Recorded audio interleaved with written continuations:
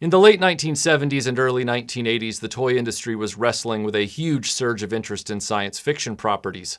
And in that Wild West scenario, they came up with a number of very strange toys to fill slots in their product lines.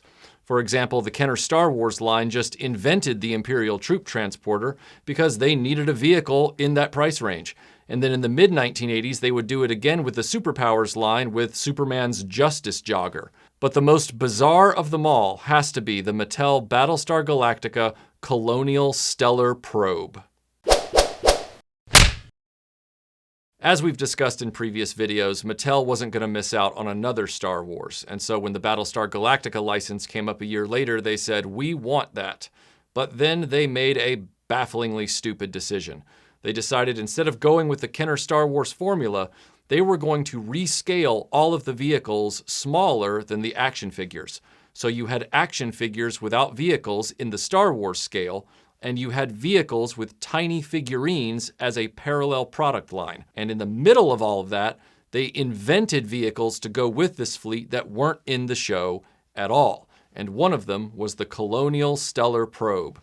These types of vehicles were the ones that no kid was actively asking for, but when the parents went on Christmas to get you a Viper or a Cylon Raider, and there weren't any left because they were sold out, these were sitting on the shelves. And they picked one or two of these up so you would have something to open on Christmas Day. Now, despite this, there are kids who are now adults who have nostalgia for these items. There was one called the Laser Scope Fighter in the Mego Buck Rogers line, for example, that was never part of the actual television show. But to this day, there are some adults who had that toy and not the Buck Rogers Starfighter or Draconian Marauder. Similarly, there were kids in the 70s that never had the Viper or the Cylon Raider, but they had the Stellar Probe, and they used it to great effect to the point that they are now nostalgic for it, just as some kids are nostalgic for the Viper or the Cylon Raider. Well, Rob at GeekCandyLabs, who does the amazing upscales of the Viper and Cylon Raider, which we've done videos of, which I'll link to at the end, has done it again. He has made an upscale to the 3 3/4 inch figures of the Colonial Stellar Probe, which is a Herculean effort if you think about it, because for those of you who know this toy, you know how complex it actually was. For those of you that don't, let me give you a rundown.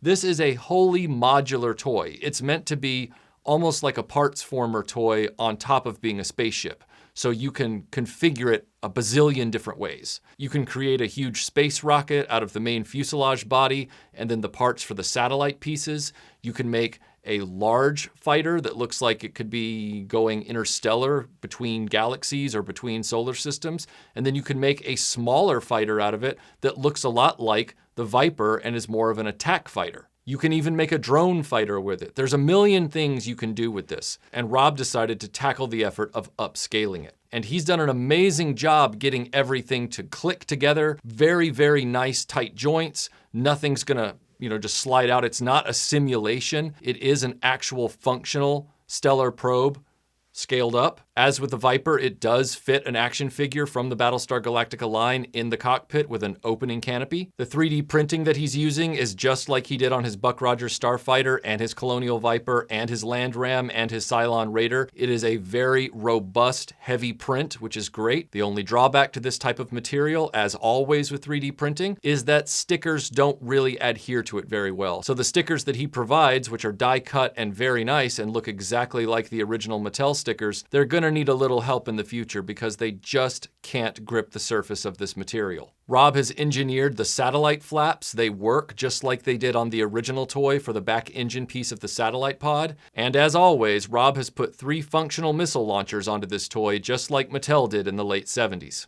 Now, admittedly, this is a strange toy. I would argue you could even define it as esoteric in the history of vintage toys. And it's probably not going to be one that the casual collector is going to want to spring for.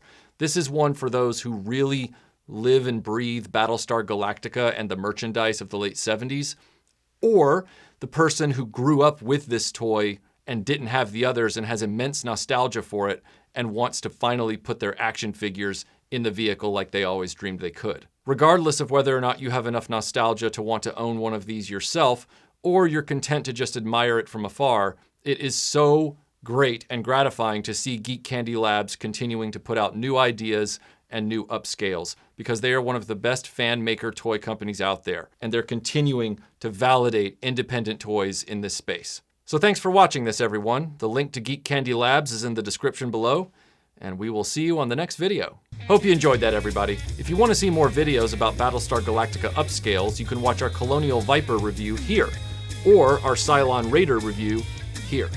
And now I'm gonna go figure out how to display the Colonial Stellar Probe. And I admit, I'm trying really hard not to laugh when I say that name.